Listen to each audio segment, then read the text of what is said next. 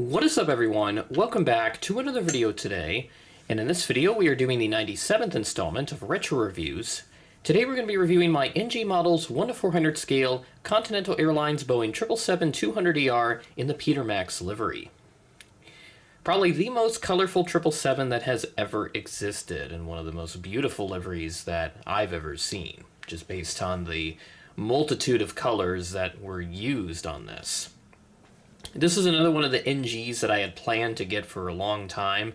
Back when this got unveiled in April of 2023, I did want to get it then, but I just never got around to doing it. And at Airliners International, as you can see by the pin, I was able to find it there. And just by sheer chance and luck, DG Pilot actually had one of these in stock. So I had to get this so that I could finally add this model and also do it in honor of the late Blue Line Aviation, or John, who unfortunately passed away earlier this year.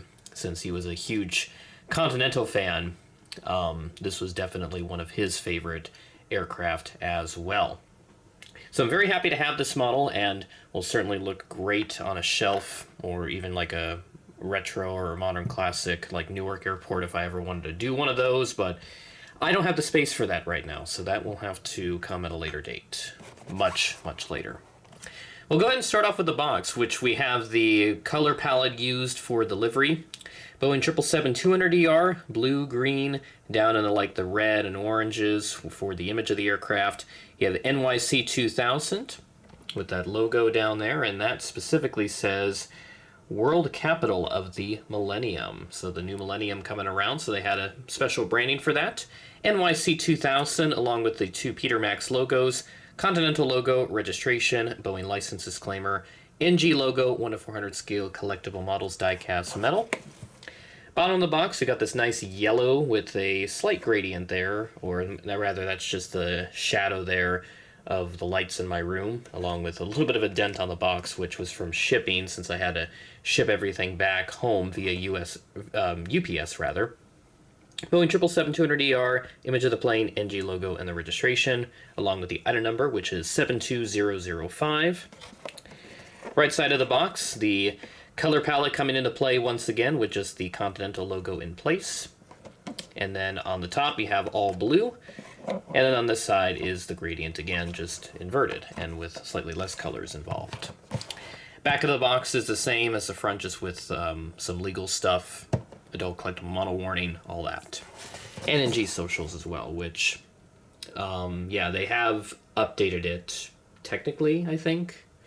I don't know. It's kind of hard to say. NG's gone through a couple different social media accounts because their Instagram page got terminated a while ago, and they've just been trying to rebuild the following base that they had. Because I don't remember how many followers they had when that Instagram account closed, or it got terminated by Instagram for inappropriate content, which I don't know if it was the name that tripped Instagram up or what, but obviously that was a wrongful termination, and NG was not able to get that account recovered. But at any rate, we have this very lovely Continental 777 with the Peter Max livery. Wish I got to see this livery in person, but by the time this got repainted, I was still in preschool by that point, not even close to getting any sort of real plane spotting experience in. But maybe that's what 3 or 4-year-old me would have loved to do at some point, so I don't know. So go ahead and start off at the front. We have the nose cone with the cockpit windows, a little Sky Team logo along with the NYC 2000 logo along with some text underneath. Red nose gear door with the fleet code, and then the L1 boarding door. You got this nice collage of yellow, pink, red, orange, just various different colors all throughout.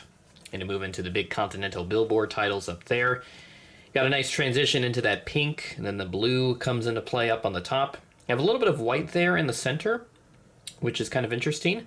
You do have the GE90 engines, which are just a standard gray color that matched with Continental standard livery.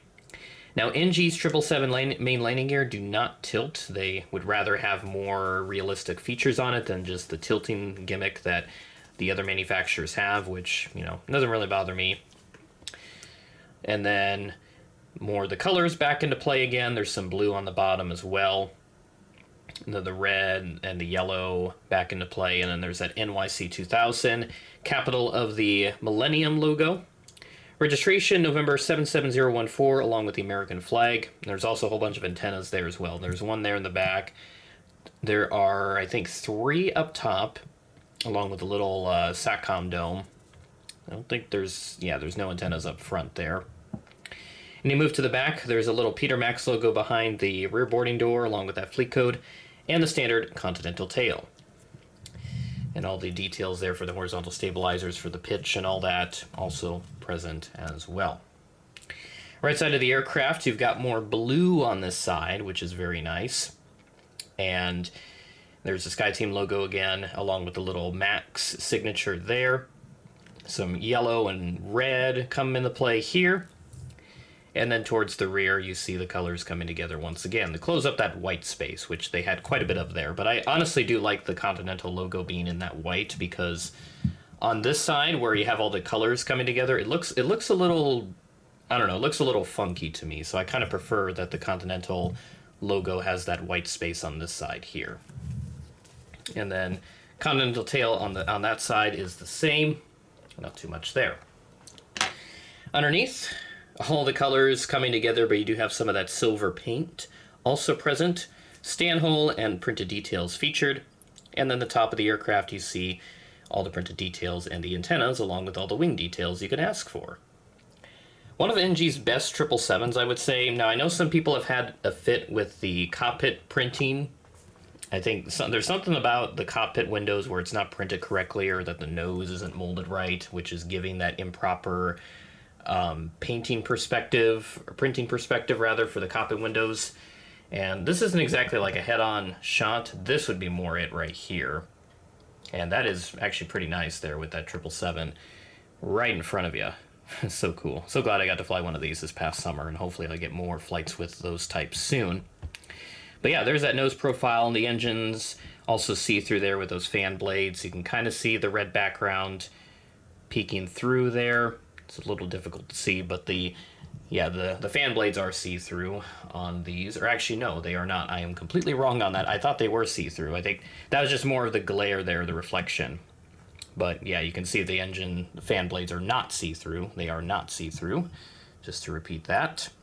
But yeah, that is everything with this Peter Max 777, one of my longer just reviews of the model itself, and not talking about the real-life aircraft's history, which is pretty standard for a Continental airframe, especially with the 777, so let's talk about it.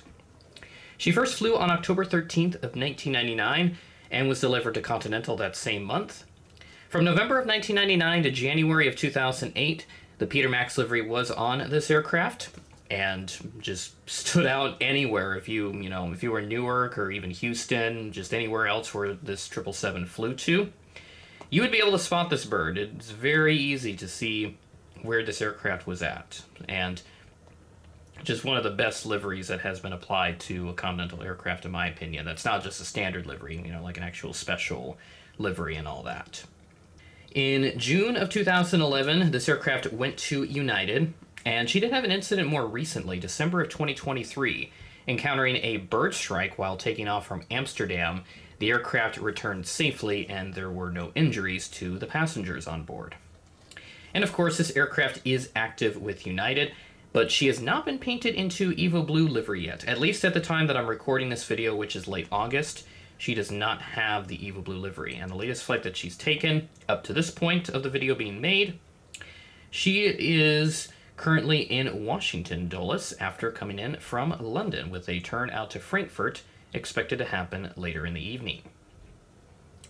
And that'll do it for this episode of Retro Reviews. With that being said, thanks for watching, and I will catch you in the next video.